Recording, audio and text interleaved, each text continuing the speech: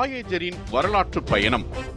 2012ஆம் ஆண்டு ஆகஸ்ட் 25ஆம் நாள் வாயேஜர் 1 விண்கலம் சூரிய மண்டலத்தின் ஹெலியோஸ்பியர் எனப்படும் எல்லையை தாண்டி விண்வெளியின் விண்மீன்கள் இடைவெளி பகுதிக்குள் நுழைந்தது.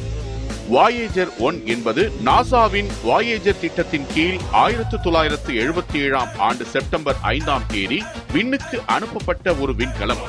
சூரிய குடும்பத்தில் உள்ள வெளிப்புற கோள்களான வியாழன், சனி, யுரேனஸ், நெப்டியூன் ஆகியவற்றை ஆய்வு செய்வதே இதன் முக்கிய நோக்கமாக வரையறுக்கப்பட்டது. வாயேஜர் 1 விண்கலம் அதன் ஆரம்ப நோக்கங்களை முடித்த பிறகு விண்மீன்கள் இடைவெளியை நோக்கி பயணத்தை தொடர்ந்தது. விண்மீன்கள் இடைவெளி என்பது சூரியனின் ஆதிக்க மண்டலமான சூரிய மண்டல எல்லையை தாண்டி இருக்கும் பகுதி. சூரிய மண்டல எல்லை சூரியனிலிருந்து வெளிப்படும் ஆற்றல் மிக்க துகள்களால் உருவாகிறது. இந்த துகள்கள் விண்மீன்களிடை வெளியில் உள்ள துகள்களுடன் மோதுவதால் ஓர் எல்லை உருவாகிறது.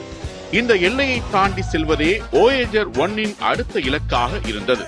சூரிய மண்டல எல்லையை வாயேஜர் 1 கடந்துவிட்டதற்கான அறிகுறிகளை விஞ்ஞானிகள் கவனித்தார்கள்.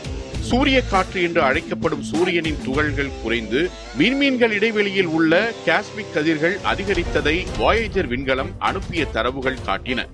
விண்கலத்தில் உள்ள பிளாஸ்மா அலைகளை அளவிடும் கருவியும் சூரிய மண்டல எல்லையை தாண்டி வருவதற்கான சில தகவல்களை தந்தது.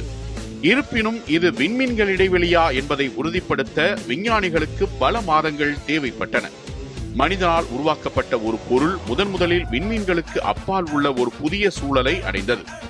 இது சூரிய குடும்பத்திற்கு அப்பால் உள்ள பிரபஞ்சத்தை நேரடியாக ஆய்வு செய்வதற்கான ஒரு புதிய வாய்ப்பை உருவாக்கியது.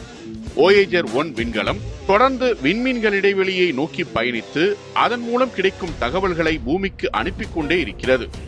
இந்த விண்கலத்தில் கோல்டன் ரெக்கார்ட் என்று அழைக்கப்படும் ஒரு தங்கத்தகடு வைக்கப்பட்டுள்ளது. அதில் பூமியின் படங்கள், ஒலிகள் மற்றும் மொழிகள் பதிவு செய்யப்பட்டுள்ளன.